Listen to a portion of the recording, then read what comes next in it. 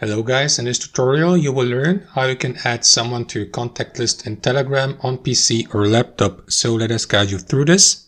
Head over to the Telegram application, for example through a web browser, and there are two different approaches to this.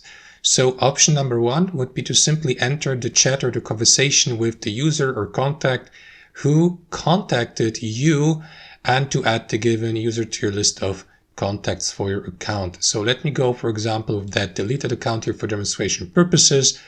And basically what you need to do, guys, is enter the chat. And here next to the username, you will see these three dots. Click into it, select add to contacts. After that, provide or assign a name. So let me go with A and the last name B.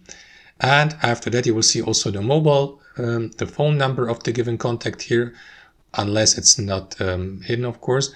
And after that, click into the checkmark icon in the bottom right corner, and that is going to add the given contact to your contact list. So that's option number one. Option number two would be to simply head over to your contact list here to the left, to click into these three dots here. And what you want to do next is click into contacts.